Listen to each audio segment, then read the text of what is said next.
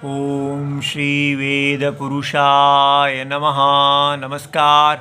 Class number 469 Shrimad Bhagavad Gita जी शंकराचार्य जी के भाष्य के अनुसार आरंभ किया जाता है। ओम श्री सीता रामचंद्राभ्याम नमः। नमो गुरुभ्यः।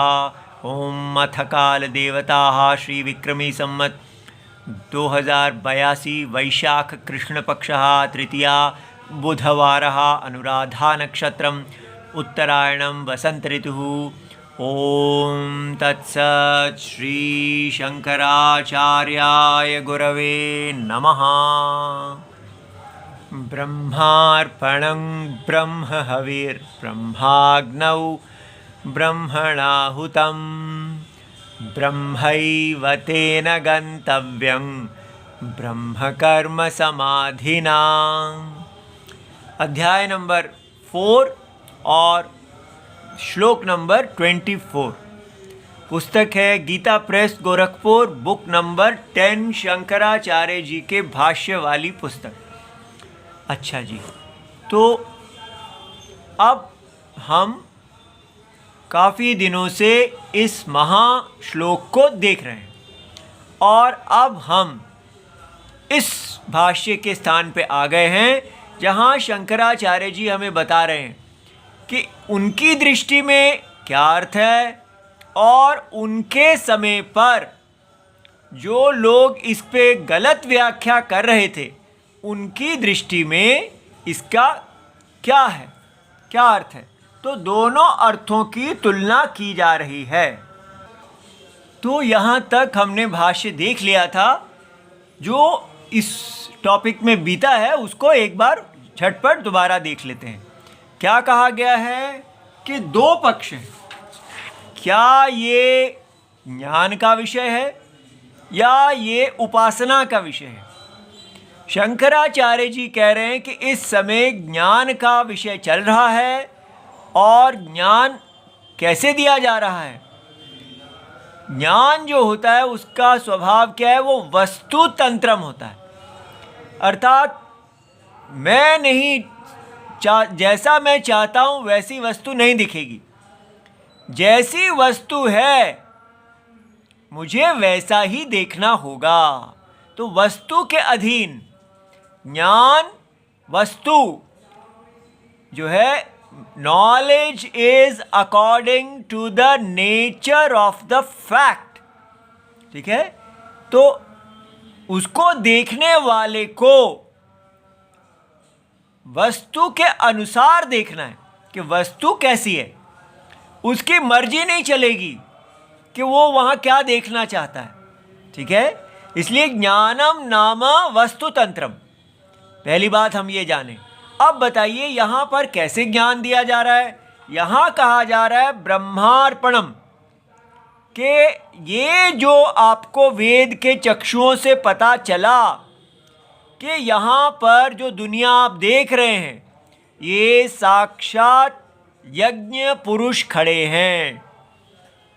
ये यज्ञ पुरुष ने, परमात्मा ने, परम सत्य ने एक उपाधि, एक प्रत्यय धारण किया हुआ है।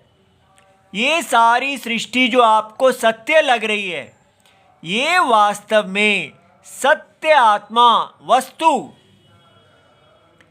के अज्ञान के कारण उस वस्तु में एक अविद्या प्रतीति, अविद्या कार्यम, इफेक्ट ऑफ इग्नोरेंस। ठीक है, तो ये अज्ञान माने इग्नोरेंस। वस्तु को नहीं जानने के कारण आप इस वस्तु में जो अनुभव में है उसको आप ये दुनिया देख रहे हैं। ठीक है, तो आपको वेद ने जो बताया है कि यहाँ पर आप एक यज्ञ देखिए। ठीक है, वो भगवान विष्णु रूप हैं और वो यज्ञ पुरुष कि आप पुरुष रूप कल्पना कीजिए। ये सारी सृष्टि एक पुरुष है और उन पुरुष का ब्राह्मण सिर हैं, वो वेद रक्षा करेंगे। भुजाएं क्षत्रिय हैं, वो धर्म रक्षा करेंगे। और जांग वैश्य हैं, वो कृषि, गोरक्षा, वाणिज्य, पूरा बिजनेस आदि देखेंगे, और शूद्र जो है पैर हैं वो सेवा, सारे इस यज्ञ के अंदर वो सहायता प्रदान करेंगे। इस प्रकार ये एक पुरुष रूप कल्पना की गई। आपको कहा गया कि ये जो दुनिया, जहाँ अज्ञानी लोग दुनिया देखते हैं, वहाँ वेद के चक्षु लोग से संपन्न व्यक्ति एक यज्ञ को देखते हैं। तो सब लोग जन्म से ही अपने अपने यज्ञ में स्थान धारण करके उस यज्ञ में आहुति दें, यही स्वधर्म है, ये बताया गया। लेकिन इस श्लोक ने आके अब कहा, अब हम आपको मूल परम तत्व का ज्ञान देंगे। वो क्या है? तब कहा कि इस यज्ञ पुरुष के अंदर जो आप आहुति देते हैं उसको द्रव्य यज्ञ, जो यज्ञ अग्नि में दी जाती है, आहुति दी जाती है, उसके साथ आप तुलना कीजिए तो अग्नि में किए जाने वाला जो यज्ञ है वही सारी ये सृष्टि है। ये सारी सृष्टि यज्ञ पुरुष है, ठीक है।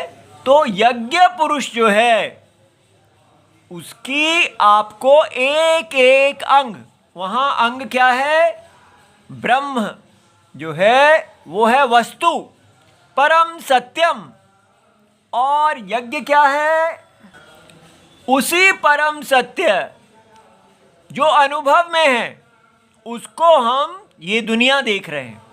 हम सोच रहे हैं दुनिया अनुभव में है, ठीक है, ये पहाड़, नदियाँ आदि ये अनुभव में है, लेकिन वेद हमें बताना चाहते हैं नहीं, आपको परमात्मा, ब्रह्म, सब सर्वात्मा, सबका आत्मा, साक्षी आत्मा जो है वो ही अनुभव में है।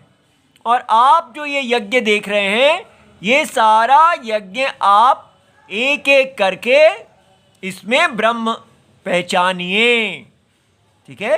निश्चय कीजिए कि ब्रह्म का ये जो यज्ञ का अर्पण है, जिसके द्वारा हविष डाला जाता है, वो निश्चय करो, उसका तत्व निश्चय करो, वो ब्रह्म है। ब्रह्म अर्थात सर्वात्मा, साक्षी चेतन आत्मा जो अनुभव में है। इस प्रकार जिसको आप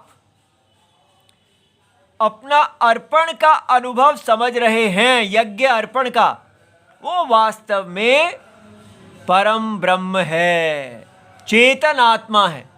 जिसको आप अग्नि समझ रहे हैं, अग्नि का अनुभव समझ रहे हैं, वो वास्तव में चेतन आत्मा ब्रह्म है। जिसको आप अग्नि में घी हविष का अनुभव समझ रहे हैं, वो चेतन आत्मा ब्रह्म है। जो वहाँ पर अग्नि में घी डाल रहा है, हविष डाल रहा है, वो वास्तव में विचार करने पर चेतन आत्मा ब्रह्म है, ठीक है। इस प्रकार आत्म व्यतिरेकेन, आत्मा के बिना ये पूरा यज्ञ का अस्तित्व ही नहीं है, ये है ही नहीं, ये वास्तव में आत्मा ही है। इसको आप स्वप्न से बड़ी अच्छी तरह समझ सकते हैं कि पूरे स्वप्न में दिखने वाला जो पुरुष है, नारायण है, यज्ञ रूप नारायण, वो सारा नारायण का वपु जो स्वप्न का है, वो चेतन आत्मा के बिना है ही नहीं। इसलिए उसका तत्व चेतन आत्मा है, वो केवल एक प्रतीति है, मिस्टेकन परसेप्शन, अर्थात विपरीत ग्रहणम। इस प्रकार ये ज्ञान जो है ये वस्तु तंत्र है, जो आपको दिख रहा है और जो है उसमें विचार करना है। तो ज्ञानम क्या हुआ? वस्तु तंत्रम, वस्तु अवस्तु विवेक, ठीक है। आपको वस्तु और अवस्तु में विवेक करना है, कौन सी वस्तु है, कौन सी अवस्तु है। तो पूरा यज्ञ अवस्तु है, वो वस्तु नहीं है, और उसकी जो आत्मा है उसको व्याप्त वो वस्तु है। इसमें किसी की मर्जी नहीं चलेगी, ये वस्तु तंत्र ज्ञानम है। आप आत्मा आत्मा है और अनात्मा अनात्मा है, इस प्रकार दोनों पक्षों को अलग कर लेते हैं, सत्य सत्य, असत्य असत्य।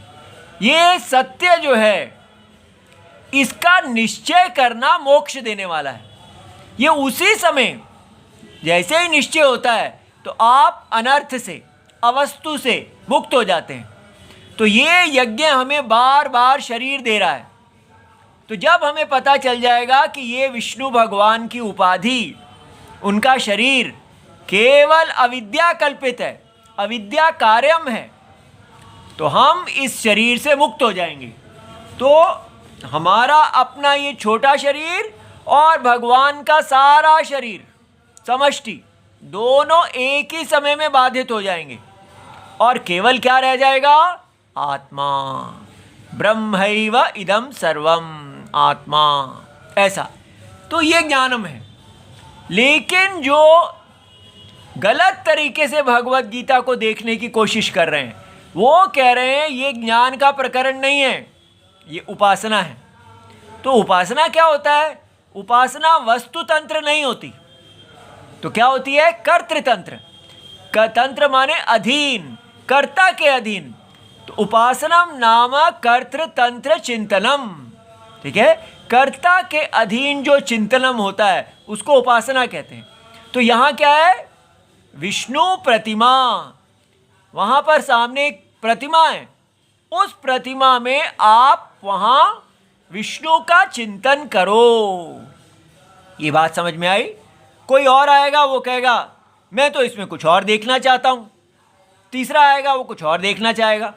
अब जिसको मर्जी है जैसे चिंतन करे, ठीक है? तो इसलिए ये चिंतनम जो होता है ये वस्तु तंत्र नहीं होता, यहाँ विचार नहीं होता। यहाँ का है, वहाँ पर एक धातु की, पत्थर की बनी मूर्ति है, उस मूर्ति को किसी ने बनाया है, उस मूर्ति में आप विष्णु ध्यानम करो, ये ध्यानम, ठीक है? तो इस प्रकार इसका जैसे आप उस प्रत्यय को बनाए रखते हैं, एक प्रत्यय मन में बनाए रखते हैं, क्या आप भगवान की मूर्ति देखते हैं और उसमें आप कहते हैं विष्णवे नमः, विष्णवे नमः, विष्णवे नमः। ऐसा भगवान का जो निरंतर चिंतनम है, उसका वो एक क्रिया है, मानसिक क्रिया, उसका अदृष्ट फल होता है, वो पुण्य फल को पैदा करने वाला होता है। यहाँ कोई पुण्य फल नहीं होता, याद रहे। वस्तु तंत्र ज्ञान में कोई पुण्य फल नहीं है। ज्ञान अज्ञान की बाधा करता है, वही फल है। जो अज्ञान से अनर्थ आ रहा था वो दूर हो जाएगा। ये जो है ये पुण्य पैदा करेगा और वो पुण्य आपको सुख देगा। ये ज्ञान पैदा करेगा जो अज्ञान को दूर करके सुख देगा। दोनों सुख देते हैं, ध्यान दीजिए।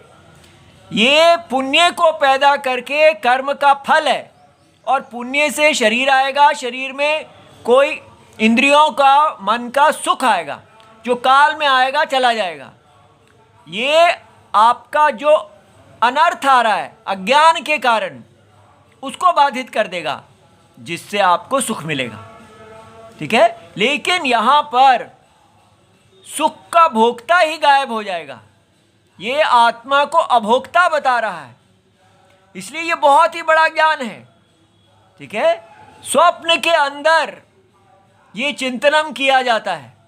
इस प्रकार स्वप्न के अंदर कहेंगे कि भगवान के राम नाम के में आप भगवान का ध्यान करो, ये भगवान का नाम है, इसका उच्चारण करो इस बुद्धि से।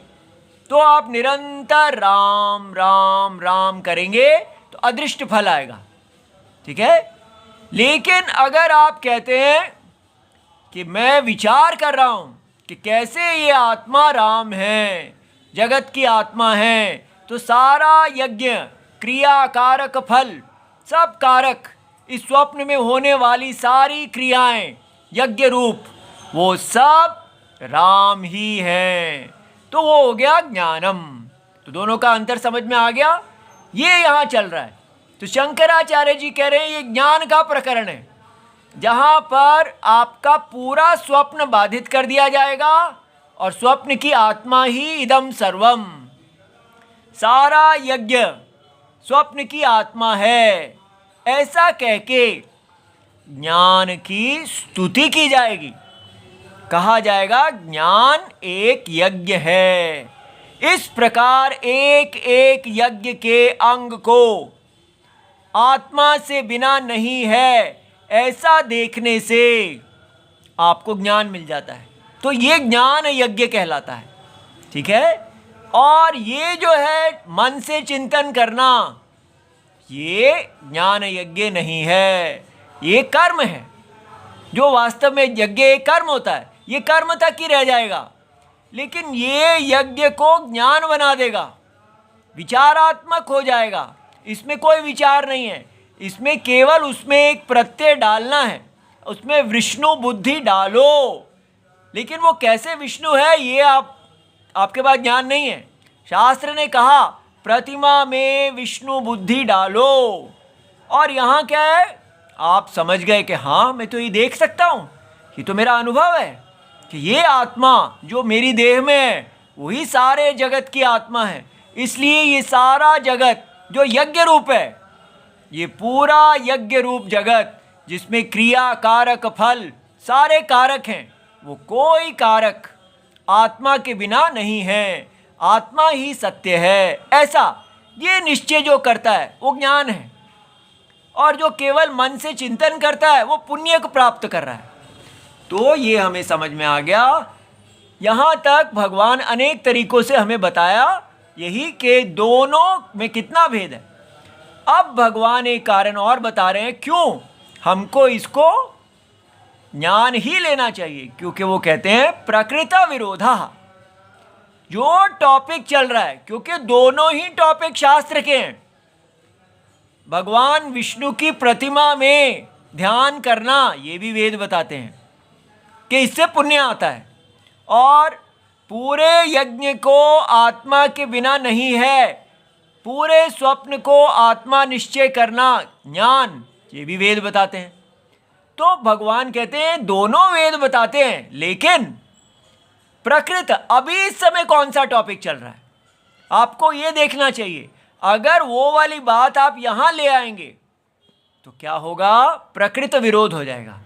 इस समय ज्ञान का विषय चल रहा है, तो कैसे पता चलता है जी ज्ञान का विषय चल रहा है। सम्यक दर्शनम च प्रकृतम। सम्यक दर्शन माने ठीक प्रकार से देखना, निश्चय करना, वस्तु और अवस्तु का विचार करना, विवेक करना, उसको बोलते हैं सम्यक दर्शन। अवस्तु क्या है, वस्तु क्या है, ठीक है। तो ये विषय है। कैसे आपने कहा जी, किस आधार पे कह रहे हैं, तो कर्मणि अकर्म यह पश्येत, यहाँ से कहानी शुरू हुई थी। पूरा ये जो चौथा अध्याय है उसका प्राण है ये बात कि कर्म, ये प्रतिज्ञा भगवान की कि कर्म में जो अकर्म देखता है ये ज्ञानम है, कि पूरे स्वप्न में जो कर्म हो रहा है उसका आप निश्चय करो कि वो स्वप्न की आत्मा के बिना नहीं है। इति अत्र अन्ते च सम्यक दर्शनम तस्य च उपसंहारात्। तो आरंभ में ये है, लेकिन अच्छा तो अंत में क्या कहते हैं, जब कोई भी जब शास्त्र में विचार होता है तो देखा जाता है आरंभ में क्या है, अंत में क्या है, ठीक है। जैसे न्यूज़ शुरू होती है तो पहले क्या होता है, आरंभ में सारी खबरें बताई जाती हैं, फिर अंत में उसको दोबारा बताया जाता है। इसी प्रकार शास्त्र के विचार में भी पहले आरंभ में टॉपिक दिया जाता है और फिर उसके बाद उसका उपसंहार किया जाता है। तो भगवान कहते हैं उपसंहार में भी ज्ञान का ही विषय है, आरंभ में भी ज्ञान का ही विषय है। आपकी जो उपासना ध्यानम है वो तो है ही नहीं, तो कहाँ अंत में क्या कहा जा रहा है। जब ये वाला अध्याय समाप्त होगा तो भगवान कहेंगे श्रेयान द्रव्यमय यज्ञात ज्ञान यज्ञ। तो ज्ञान यज्ञ, द्रव्य यज्ञ। द्रव्य यज्ञ क्या है, जैसे घी डालना, वो सामने जो दिखता है आपको द्रव्य डालने वाला यज्ञ जो कर्म है। तो कर्म का जो यज्ञ कर्म रूप है जिससे पुण्य आता है, उसकी तुलना में ज्ञान यज्ञ जो यहाँ बताया गया है वो ज्ञान यज्ञ श्रेय है, वो बड़ा है, क्योंकि ये द्रव्य यज्ञ वो भी बड़ा है, लेकिन वो आपको केवल पुण्य देके इस संसार के अंदर रखता है, ये आपको मोक्ष नहीं देता, ये आपको संसार के अंदर उच्च गति प्राप्त कराता है। लेकिन ज्ञान यज्ञ जो है ये आपको मोक्ष देने के कारण इसकी तुलना में बड़ा है। इसलिए द्रव्य यज्ञ को छोटा नहीं समझना, ये भी वेद के द्वारा प्रतिपादित है, ज्ञान यज्ञ भी प्रतिपादित है, लेकिन वेद चाहते हैं कि हम द्रव्य यज्ञ से धीरे धीरे ज्ञान यज्ञ की तरफ जाएं। ठीक है, ऐसा कहाँ 433 जब ये अध्याय अंत की तरफ जाने लगेगा तब भगवान कहेंगे। तो इससे समझ में आया जहाँ से शुरू किया और जहाँ अंत किया उसमें विरोध नहीं है। ऐसा ही व्यक्ति को विचार क्रम बनाए रखना चाहिए। फिर क्या कहा, और कहा जाएगा ज्ञानम लब्ध्वा पराम शांतिम, कि ज्ञान को प्राप्त करके परा शांति को प्राप्त कर लेता है। इसका मतलब समझ में आया, ये 439 में है, तो चौथे अध्याय के 39 श्लोक में भी भगवान यही कहेंगे कि ज्ञान की प्राप्ति। ये तो नहीं कहा कि ध्यान करके पुण्य प्राप्ति करके मोक्ष को प्राप्त कर लेता है। परम शांति का कारण ज्ञान बताया, परम शांति का कारण पुण्य तो नहीं बताया। ये बात समझ में आ रहा है। इसलिए भगवान ने कहा आप देखिए कि ये ज्ञान का प्रकरण है। इत्यादि ना सम्यक दर्शन स्तुतिम एव कुर्वन् उपक्षीणः अध्यायः। तो अध्याय जो है वो कैसे समाप्त है हुआ है, सम्यक दर्शन। सम्यक दर्शन माने आत्मा और अनात्मा का विवेक, वस्तु और अवस्तु का विवेक, विचार करना, दोनों को अलग करना। ठीक है, सत्य की सत्ता रह जाएगी और असत्य की सत्ता रहेगी नहीं। ठीक है, तो इस प्रकार आत्मा ही जगत का सत्यम है, इस प्रकार निश्चय करना, ये सम्यक दर्शन है।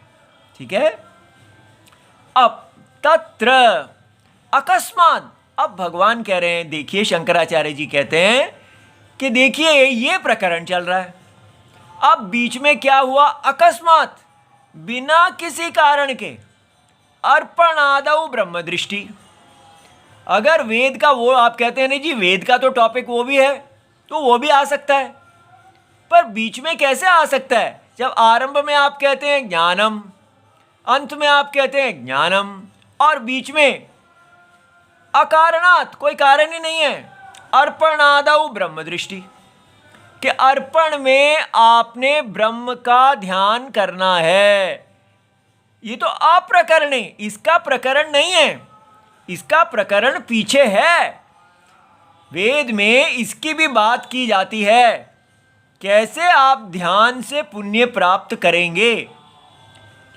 ठीक है, अकरणे प्रतिमायामेव, जैसे प्रतिमा मूर्ति में हम विष्णु दृष्टि करते हैं, तो यहाँ कहा जा रहा है कि ये जो पूरा जगत है ये भगवान विष्णु वास्तव में खड़े हैं, इसमें आप भगवान विष्णु ब्रह्म देखो। ठीक है, कैसे देखना है, जैसे एक मूर्ति में भगवान विष्णु को देखा जाता है, उसी प्रकार ये सारे यज्ञ रूप नारायण में आप ब्रह्म दृष्टि करो, करेक्शन मत करो। इसमें कोई वस्तु अवस्तु विवेक नहीं करना, ये वस्तु ही है, ये भगवान विष्णु का शरीर है, ऐसा प्रत्यय करो, उसमें बुद्धि डालो। उच्यते इति अनुपपन्नम, यदि ऐसी बात बीच में ले आएंगे पुण्य पैदा करने वाली, तो ये तो हो ही नहीं सकता। ठीक है, कहीं पर भी जो आरंभ का विषय होता है और जिससे अंत किया जाता है वही मध्य में भी होता है, मध्य में कोई दूसरा टॉपिक नहीं होता। तो इसलिए ये प्रकरण विरोध का दोष है। तस्मात् यथा व्याख्यात अर्थः, इसलिए जैसे व्याख्या की गई है शंकराचार्य जी के द्वारा, एव अयम श्लोकः, उसी के अनुसार ये श्लोक मानना चाहिए। ये बात आपको समझ में आ गई? तो ये कर्म का श्लोक नहीं है, ये ज्ञान का श्लोक है। अब यहाँ पर इस श्लोक का भाष्य समाप्त होता है और अब हमको एक बहुत महत्वपूर्ण चीज़ बात का विचार करना है। दो लोगों में यहाँ दो विपक्ष हैं। शंकराचार्य जी कह रहे हैं कि यहाँ पर ज्ञान यज्ञ बताया जा रहा है, ठीक है, कि ये इस प्रकार आप यज्ञ के एक एक अंग में निश्चय करो कि ये जो संसार, ये जो जगत, ये जो पूरा माया स्वप्न रूप जगत है, इसका ये यज्ञ रूप है। तो ये जो हमने वेद ने हमें बताया है स्वधर्म यज्ञ रूप नारायण, इस यज्ञ में जिस अर्पण के द्वारा आप हविष डालते हैं वो कौन है? आत्मा है। ब्रह्म माने आत्मा, स्वप्न की आत्मा ही यज्ञ का एक एक अंग है। सारे क्रियाएं, कारक, फल सब आत्मा है, आत्मा ही सत्यम है, ऐसा शंकराचार्य जी ने कहा। और दूसरे ने कहा यज्ञ ही सत्यम है, आत्मा सत्यम नहीं है, आत्मा की उपाधि है यज्ञ। आत्मा ने सच्ची विष्णु की उपाधि पहनी हुई है और ये यज्ञ सत्य है। आप इस यज्ञ स्वरूप में ब्रह्म का ध्यान करें, आत्मा का ध्यान करें, ठीक है। दोनों इसको यज्ञ मान रहे हैं, ठीक है। एक कह रहे हैं कि ये जो यज्ञ बड़ा मंगल यज्ञ है, इसको बाधा करो ज्ञान से और आत्मा को जानो। दूसरे कह रहे हैं ये जो यज्ञ है इसमें विष्णु देखो और पुण्य प्राप्त करो, ठीक है। अब ध्यान दीजिए, आजकल के हिंदुइज्म में यज्ञ है ही नहीं, ठीक है। कितना विचित्र है, वहाँ पुराने दोनों पक्षों में यज्ञ है, लेकिन एक कह रहा है कि ये जिस यज्ञ को में ध्यान करने से, मानसिक कर्म करने से पुण्य आता है, ये वो है। शंकराचार्य जी कह रहे हैं नहीं, जिस यज्ञ को बाधा कर देने से निरुपाधिक ब्रह्म का ज्ञान होता है, परमात्मा का ज्ञान होता है, ये वो है। लेकिन आजकल के हिंदुइज्म ने यज्ञ को ही साफ कर दिया है, ठीक है। इसी के कारण, यज्ञ नहीं होने के कारण हमारा नया हिंदुइज्म पूरा चौपट है। कैसे?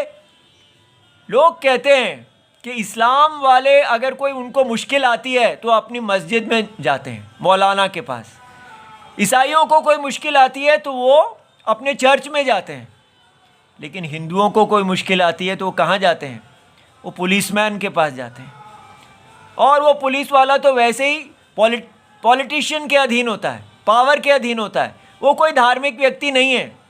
वो तो उधर जाएगा जो उसको, उसका मालिक, पावर उसको कहेगा।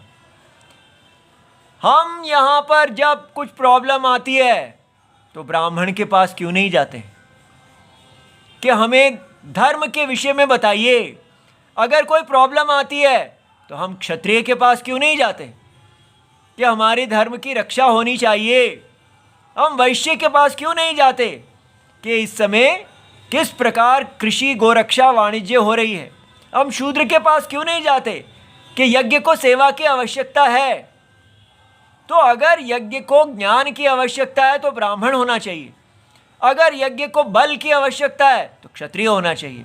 अगर यज्ञ को वाणिज्य आदि की आवश्यकता है तो वैश्य होना चाहिए। सेवा की आवश्यकता है तो शूद्र होना चाहिए। इस प्रकार अन्य बीच में इत्यादि जो और जातियां हैं वो सब अपने अपने किसी तरीके से सब यज्ञ के साथ जुड़े हुए हैं। इसके बाहर के लोग भी जुड़े हुए हैं, गुह आदि सब राम जी से प्यार करने वाले हैं। तो सब राम जी से जुड़े हुए हैं, राम जी के अंग हैं। हमें कोई मुश्किल हो तो हमें राम जी के सिर के पास जाना चाहिए। ज्ञान के विषय में तो राम जी के सिर को बुलाओ तो ब्राह्मण आना चाहिए। राम जी की भुजा को बुलाओ तो क्षत्रिय आना चाहिए, राम जी की जांघ को बुलाओ तो वैश्य आना चाहिए, राम जी के पैरों को बुलाओ तो शूद्र आना चाहिए। कहाँ चले गए ये चारों के चारों हमारे? हमने उसको हटा के एक बाजारू डेमोक्रेटिक सिस्टम बना दिया कि हमारे हिंदुइज्म में यज्ञ होगा ही नहीं। क्यों? क्योंकि इससे क्या है, हम इसका इस्लामीकरण ही कर रहे हैं। जैसे वो लोग एक ग्रुप हैं, लेकिन समझना है उनके ग्रुप में केवल वशीकरण में कुछ लोग सारे लोगों को ब्रेन वॉश करके अपना फायदा करवा रहे हैं। इसलिए वो रिलीजन धर्म है ही नहीं। यहाँ पर हमारा ब्रेन वॉश क्यों नहीं हो सकता? क्योंकि हमारे गुरुजी अंतरात्मा है। अंतरात्मा सबको बताते हैं धर्म। वहाँ पर कोई चर्च बताता है, वहाँ पर कोई उम्मा जो है वो सारे मिलके उनके पावरफुल लॉबी वो बताती है। हमें धर्म बताने वाले अंतरात्मा है। अंतरात्मा हमें कहते हैं कि आपको जो ब्राह्मण बता रहे हैं वो सत्य है या नहीं है, वो आपको धोखा दे रहे हैं या ठीक बता रहे हैं, ये कौन बताएगा? अंतरात्मा। हम सब अंतरात्मा परम सत्य के शिष्य हैं, वो हमारे गुरु हैं। वो गायत्री मंत्र हम सबको कहते हैं कि धिया नहा प्रचोदयात, जो आपकी बुद्धि का प्रचोदन करता है उसका आप वर्ण कीजिए। इसलिए हमें इस यज्ञ को पुनर्स्थापित करना चाहिए, इसको एडिट नहीं करें। इसके आते ही सब कुछ अपने आप बदलेगा। ये परम मंगल है। ओम नमो भगवते वासुदेवाय। प्रणाम।